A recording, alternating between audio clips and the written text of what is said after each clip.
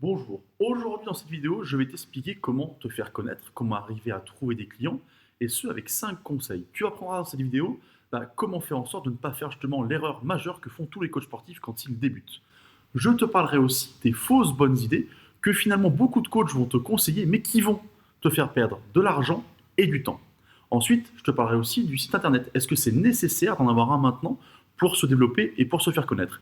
Puis, tu apprendras comment choisir correctement le réseau social sur lequel tu vas évoluer. Et enfin, ne rate pas mon bonus où je t'explique ce que je pense des sites de référencement de coach. Est-ce qu'ils sont nécessaires? Est-ce qu'il faut s'y inscrire? Et pourquoi? N'hésite pas à liker la vidéo pour m'encourager, à commenter si tu as la moindre question, j'y répondrai avec grand plaisir. Et puis enfin, n'hésite pas à t'abonner en cliquant ici sur la chaîne YouTube Perform Coach Formation. Comme ça, tu recevras une alerte à chaque fois qu'une nouvelle vidéo sortira.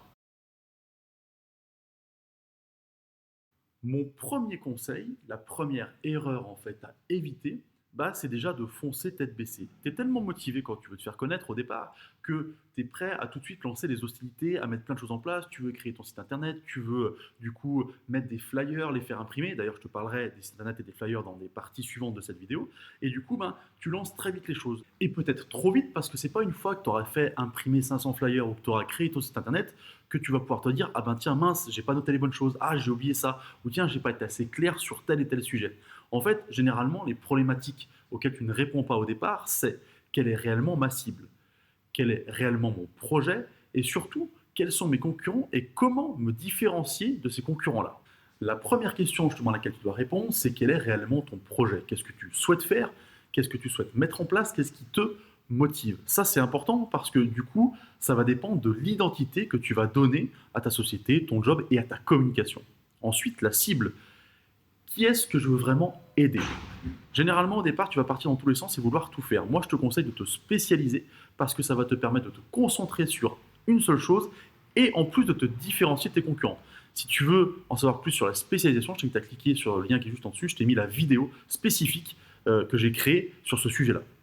Ensuite, je parlais de tes concurrents, parce que tes concurrents, ils vont peut-être faire la même chose que toi, ou tu vas faire la même chose qu'eux. Et si c'est le cas, tu ne vas pas te différencier. Et là, ce que les gens vont regarder, c'est le tarif. Donc ton job à toi, c'est pas de mettre le tarif le plus bas pour avoir des clients, c'est au contraire de te différencier afin de pouvoir mettre des tarifs différents également et du coup gagner plus d'argent au quotidien.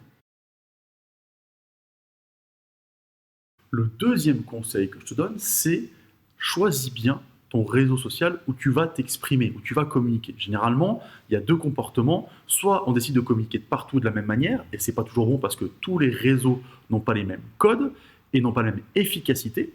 Et ensuite, la deuxième chose, c'est que généralement, tu choisis aussi le réseau parce que c'est celui que tu aimes le plus, sur lequel tu es. Sauf que tes clients ne sont pas forcément sur le même réseau social que toi. Donc en fait, tu vas devoir choisir ton réseau social en fonction de trois critères. Le premier critère, et on en revient à ce que tu dis dans la première partie, le premier conseil, c'est ta cible. Tout le monde ne va pas se trouver sur le même réseau social. Donc, en fonction de ta cible, tu vas devoir mettre un des réseaux en avant. Si tu cherches à toucher les entrepreneurs, bien évidemment, tu iras sur LinkedIn. Si tu cherches à toucher des gens qui sont plus dans le sport santé, tu vas aller sur Facebook, qui est un réseau plus que vieillissant, mais toujours très efficace. Attention. Ensuite, le deuxième critère, ce sont tes compétences. Est-ce que tu es plus doué à l'écrit? Est-ce que tu es plus doué à l'oral? Est-ce que tu es meilleur et très bon en photo? Est-ce que tu es bon dans la vidéo? Et en fonction de ça, chaque réseau social, lui, va te correspondre un peu plus. Si tu aimes vraiment faire de la vidéo, Facebook va être hyper intéressant. Si tu es très bon dans le travail photo, forcément, on va aller chercher quelque chose sur les images aussi, sur ce que tu peux créer aussi en termes d'images de communication sur Instagram.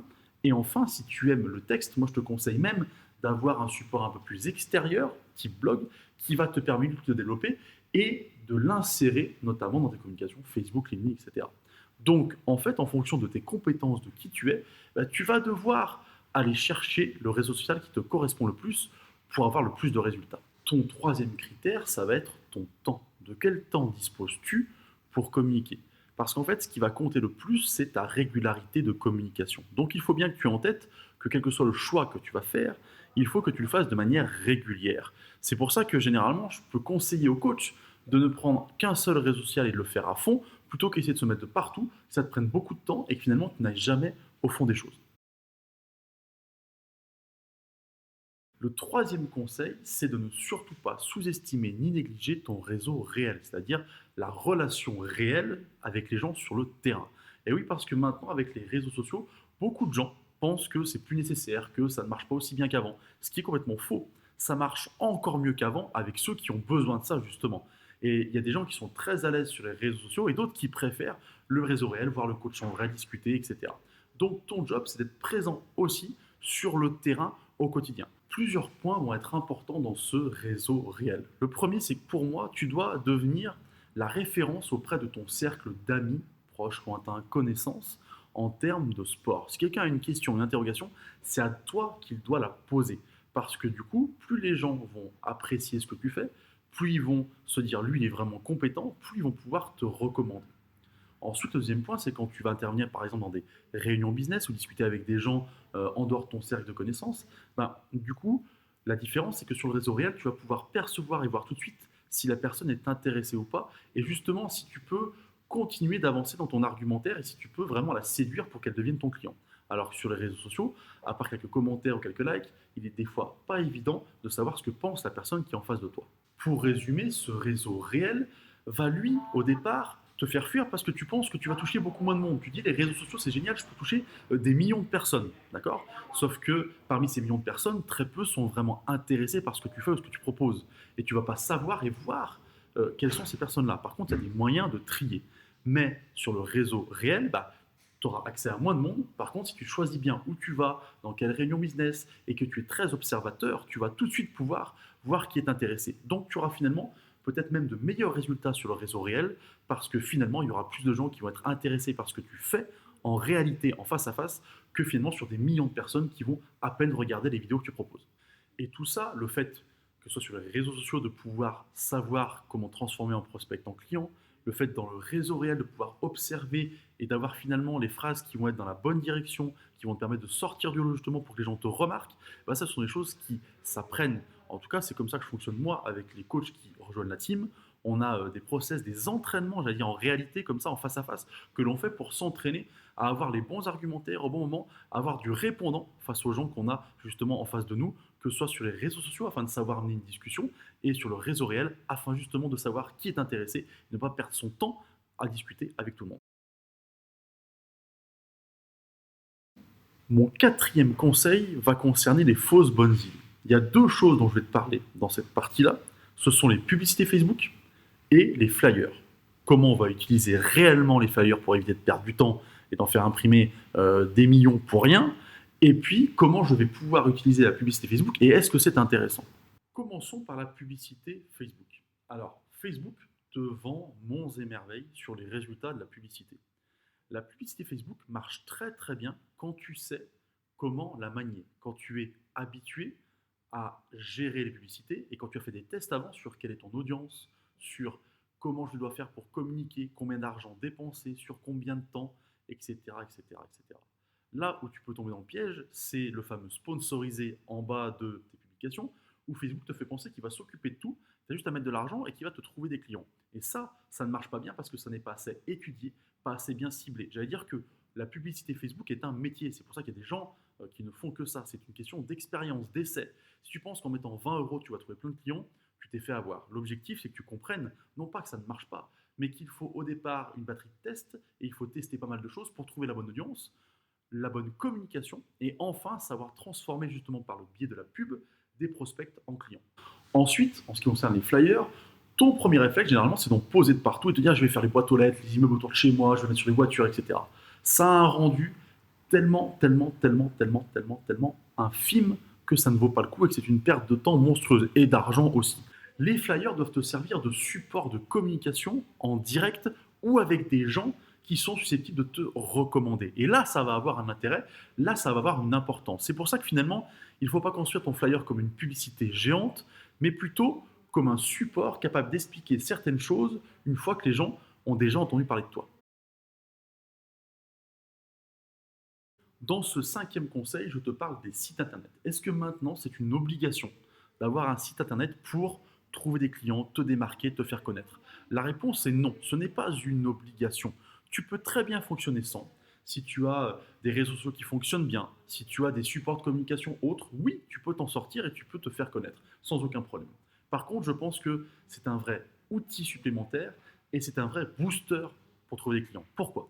Parce que le site internet est rassurant. Beaucoup de gens vont se rassurer en regardant que tu as un site, en regardant qui tu es, ce que tu fais, comment est fait ton site, est-ce qu'il est qualitatif? Parce que tu vas pouvoir facilement mettre un design en avant qui va pouvoir te permettre justement d'améliorer cette fameuse valeur perçue pour que les gens se disent oui, c'est un bon coach, il a l'air cohérent, ça a l'air bien, ça me plaît. Le site internet va te permettre de vraiment faire percevoir ton univers à 100%.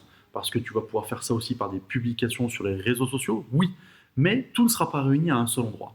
Pense aussi que la plupart de nos clients ont un certain âge, ce pas des gens qui ont 20 ans, je veux dire, qui ont les moyens en tout cas à 20 ans de se payer un coach sportif, sauf si tu as 30 euros de l'heure, ce que je ne te conseille pas. D'ailleurs, si tu veux en savoir plus sur comment vendre tes prestations entre 70 et 120 euros de l'heure, je t'invite à cliquer sur le lien qui est juste au-dessus. Parce que du coup, ton job, ça va être de toucher ce type de clientèle. Et ces gens-là sont encore très rassurés par le fait d'avoir un site internet devant les yeux et de voir que tu es référencé. Ensuite, quand je parle de site internet, il n'est pas obligatoire d'avoir 15 pages différentes sur ton site. Un site peut être très simple, très clair, très concis. Par exemple, le site Perform Coach, où tous les coachs de la team sont référencés, a une partie plutôt globale et une partie individuelle pour chaque personne. Cette partie-là est finalement sur une page unique, voire 2 pages en fonction du coach et en fonction de ce qu'il fait. Mais du coup, cette page unique va lui permettre de se mettre en avant avec une hiérarchie d'informations très précise et surtout un référencement à l'intérieur très organisé.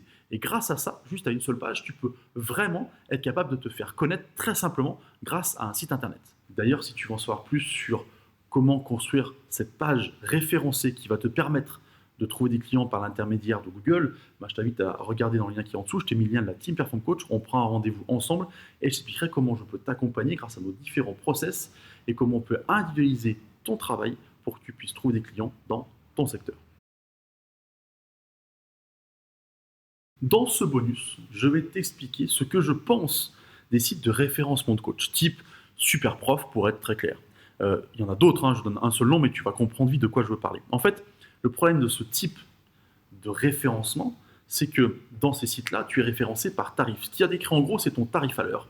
Et moi, je conseille depuis des années aux coachs sportifs de ne surtout pas parler en termes de tarif à l'heure, mais de parler en termes de résultats. Et ça va changer toute ta communication et changer aussi ton tarif et le prix que tu vas pouvoir mettre en avant. D'ailleurs, si tu veux en savoir plus sur comment vendre tes tarifs et tes prestations, je t'invite à cliquer sur le lien de la vidéo qui est juste au-dessus. En fait, ce que je veux t'expliquer là, c'est que ces sites qui te référencent par prix, il y en a d'autres qui ne le font pas par prix, et là c'est très bien, je pense que tu peux, et que tu dois même aller t'y inscrire dessus. Ceux qui te référencent par prix sont un vrai piège, parce que le client va faire quoi? Il va arriver sur le site, et il va taper dans le coach sportif Rennes, et il va voir plein de gens dessus, et puis il va voir les prix. 35 euros de l'heure, 40 euros de l'heure, 50 euros de l'heure, le client va faire quoi? Il va regarder un petit peu la description, mais il va se diriger naturellement vers le moins cher, puisque le moyen de comparaison sera le prix. Moi, je te conseille de t'inscrire seulement sur les endroits où le moyen de comparaison n'est pas le prix, justement.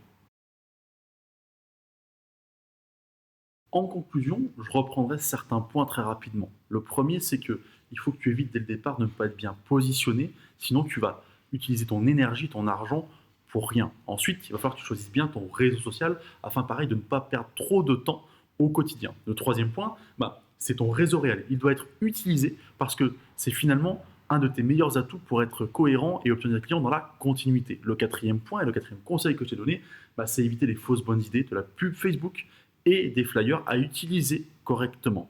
Et le dernier point, c'est le site internet. Oui, ça peut être utile et oui, il faut en utiliser un. Attention, d'une certaine manière et pas obligatoirement avec 15 000 pages qui vont te coûter très cher en fait au départ. J'espère que cette vidéo t'a plu, j'espère qu'elle t'a servi. Sur la moindre question, je le redis, tu écris en commentaire, j'y répondrai avec grand plaisir. J'espère en tout cas que cette vidéo te servira au quotidien pour te faire connaître. Moi, je te souhaite une bonne journée, je te dis à bientôt.